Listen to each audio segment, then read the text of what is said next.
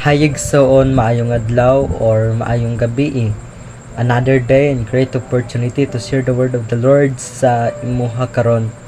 This video no gina-encourage taniya kung unsa jud ka importansya ang magtuon sa iyahang pulong. But before I share the word of the Lord, na ako'y kanang pangutana sa imuha. No, in your life naga-wonder ba ka nganong ang atong kinabuhi is dili ta ma-satisfy sa mga kabtangan nining kalibutana, or dili ta ma-satisfy nga kung unsa ang naa sa atoa, no, nga mga kabtangan.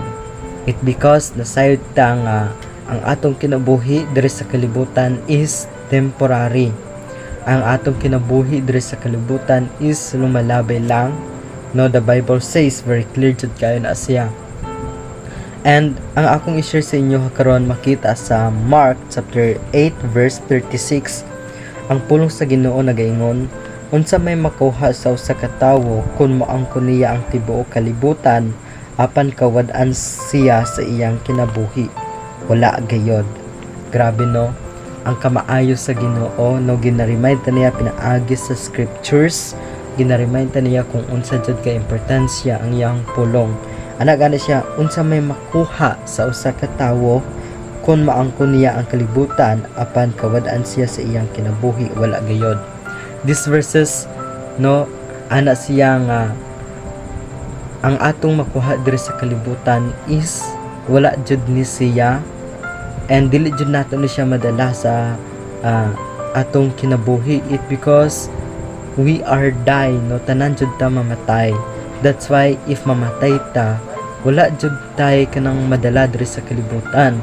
No, if mamatay ta, tanan yung mga achievements, no, mga naangkon nato nga mga reward sa company, sa schools, or mga award nato sa kinabuhi, dili jud nato ni siya madala sa kamatayon.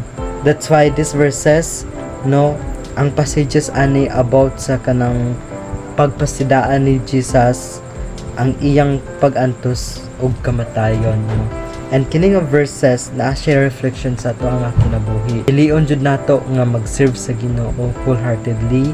Pilion nato mag-serve sa Ginoo tibuok nga kasing-kasing. It because naa sa iya ang seguridad, naa sa iya ang kaayuhan. It because our life is without God, meaningless jud ang atong kinabuhi. It because tanan ta mamatay. But the question is, kabaluta nga tanan ta mamatay, no, ang atong buhaton is ilahan jud kung kinsa ang Ginoo, tuohon jud nga si Jesus ang maoy makaluwas sa atoa. It because no, kung naata sa Ginoo sama sa kong giingon, naatay kasiguruhan and maangkon nato ang salvation through faith alone.